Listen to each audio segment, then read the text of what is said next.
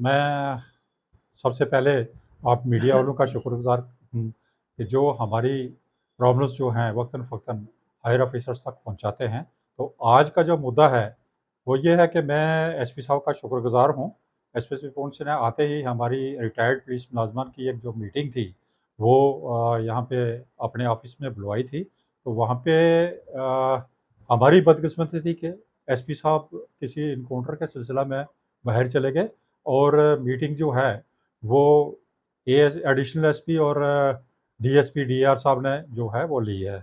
तो उसमें जो भी हमने रिक्वेस्ट की थी, जो भी हमारे प्रॉब्लम्स थे हमने बताए हैं, वो एक भी प्रॉब्लम जो है वो सॉल्व ना हुआ इस वक़्त तक। और यहाँ तक कि इस वक़्त तक हमें फीडबैक भी नहीं आई है कि उस मीटिंग के बारे में क्या हुआ? क्या हमारी जो प्रॉब्लम्स थी, जो हमने ऑफिसर बाला को बताई थी, वो एसपी साहब के होशगुज़ार हुई हैं या नहीं हुई हैं? तो मुझे लगता है कि एसपी साहब के नोटिस में मीटिंग्स के में जो हमारे प्रॉब्लम्स थे, जो हमने बयान किए थे, वो इस वक़्त तक नहीं आए हैं। सबसे पहले हमने उनसे रिक्वेस्ट की थी कि हमारा एक हेड कांस्टेबल है, गुलाम अहमद, जो सेठी का रहने वाला है और ज़हीफ़ुल उम्र है। उसका बेटा यहाँ पे एसपीओ है। हमने यही रिक्वेस्ट की थी कि एक एसपीओ है, उसको यहाँ डीपीएल से मंडी थाने में लगा दो ताकि वो अपने माँ-बाप की वहाँ पे सेवा कर सके।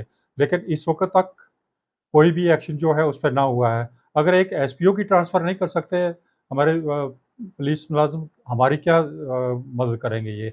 ये वेलफेयर था एक रिटायर्ड हेड कांस्टेबल का, लेकिन इस वक़्त तक वो कोई भी कार्रवाई जो है वो नहीं हुई है। मुझे लगता है कि एसपी साहब की नोटिस में ये चीज़ जो है नहीं लाई गई।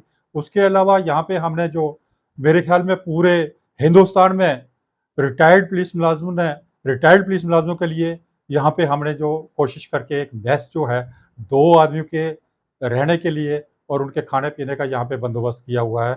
उसके लिए एसएसपी साहब यहाँ पे खुद आए, बाज़ाते खुद उन्होंने मुलाज़ा किया और देखा और उन्होंने कहा था कि मैं मेस के लिए और यहाँ पे जो फर्नीचर है, उसका जो है वो आपको दूँगा। लेकिन वो हमने मीटिंग में भी डिस्कस किया, लेकिन इस वक़्त तक हमें उसके बारे में नहीं पता चला कि क्या हुआ, क्या नहीं हुआ। तो मैं इस आज की मीटिंग के रूह से जनाब एसएसपी साहब से रिक्वेस्ट करूँगा कि वो इस मसले को देखें, गौर करें और कम से कम जो हमारा एसपीओ है यहाँ से उसको ट्रांसफ़र करके मंडी थाने में भेजें ताकि वो अपने माँ-बाप की सेवा कर सके।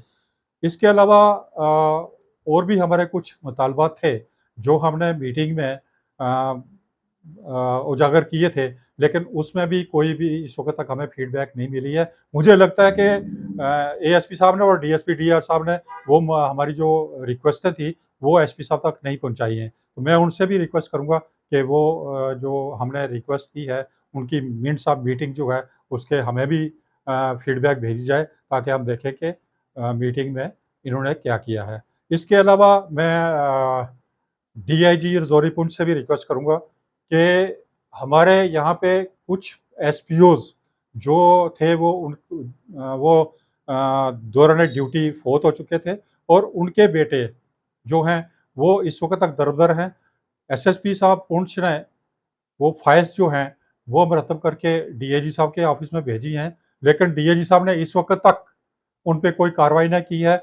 इवन के डीजी साहब ने भी उनको कहा कि भई वो फाइलें जो हैं वो उनके दफ़्तर में अरसाल करें, लेकिन इस वक़्त तक डीआईजी साहब ने कोई कार्रवाई जो ना की है। मैं डीआईजी साहब से बाज़ाते खुद भी वहाँ पे मिलने गया, लेकिन फिर भी वही मैं कहूँगा कि हमारी बदकिस्मती है कि डीआईजी साहब वहाँ पे मिले नहीं। मैं आपकी इस मीटिंग की रूह से जनाब डीआईजी साहब से ये रिक्वेस्ट करूँगा कि वो जो फाइलें हैं, वो मेहरबानी करके 3 फाइलें वहाँ पे हैं, वो मेहरबानी करके वो आईजी साहब या डीजी साहब जिसको भी भेजनी है, वो फॉरवर्ड करें ताकि हम आगे जाके कोई कार्रवाई कर सकें। तो आज का जो हमारा मुद्दा था, इतना ही था।